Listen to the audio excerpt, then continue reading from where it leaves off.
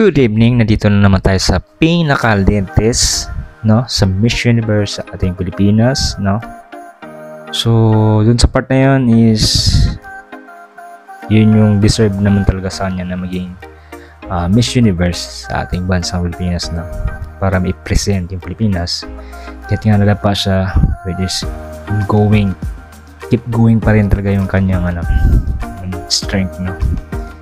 Kumbaga nadapa pero tumayo at lumaban at nanalo. So napaka matalino at maganda din ang kanyang si Natasha Manalo, no, sa Quezon province, no.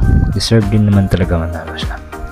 So yung time na naging or shining to shine, no, as a Miss Universe Philippine, and deserve, no. Talagang yun yung araw niya ngayon, araw niya na yung manalo, no.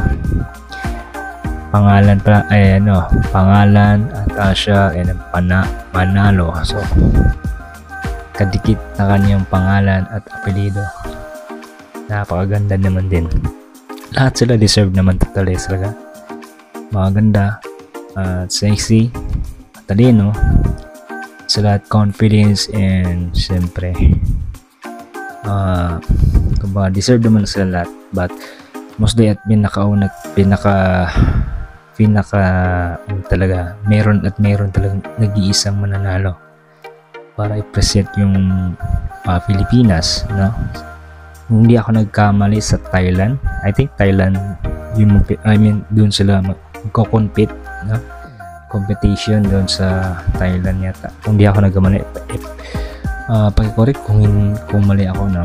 So pasensya na ako, no, kung nadidelay ang ating upload ngayon or late, no, but also is disclaimer lang, this is my good reaction, honesty as a reactionist, and kung wala kayo masyadong yung pinaka-actual o original na music na yan, dahil iniiwasan kong magka-copyright, no.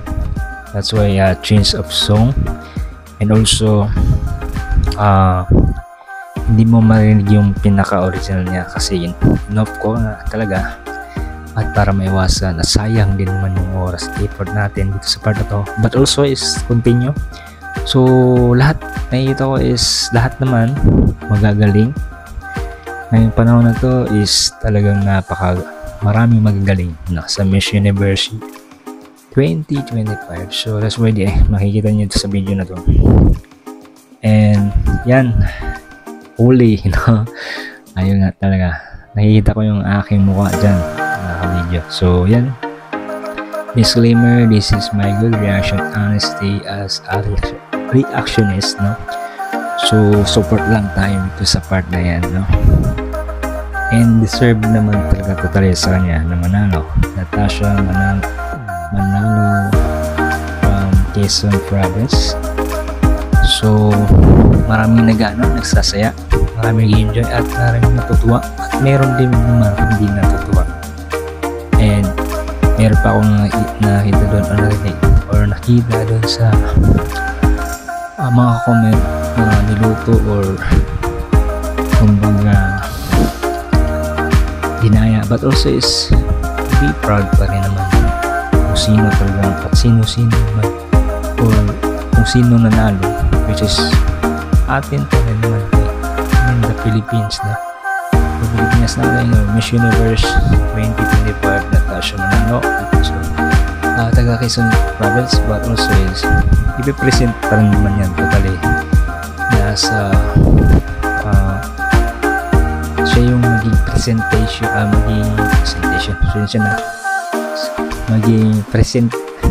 kumbaga siya yung ipapadala doon sa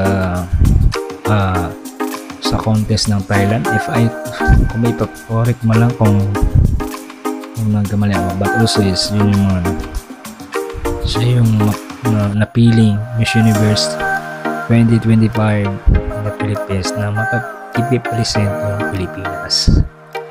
So this is my good reaction, honestly. Kung gusto nyo aking reaction, Please comment and like. Click the bell button para lagi kang updated at notifying, no, sa aking channel and nakatulong sa aking channel, but also support. So maraming salamat sa mga solid na subscribers at mga bagong subscribers, no, mga followers. So thank you sa lahat and God bless pa sa bagsak. And sabay-sabay tayo mangarap, magtagumpay at magsumikap at patuloy, no, nakasama sa Lord, no. Pasalamat sa lahat. So I hope na kung hindi pa ka nakasubscribe, no, please like and click the bell button para lagi kayong notify sa aking upload, mapadumat, mapabago at lagi kayong upload sa So hindi pa nakasubscribe is 99.2% and nakasubscribe is 0.8%. So I hope that magustuhan nyo ang aking content sa araw to as a good reaction, honestly. So nasa 2,000 subscribers na tayo.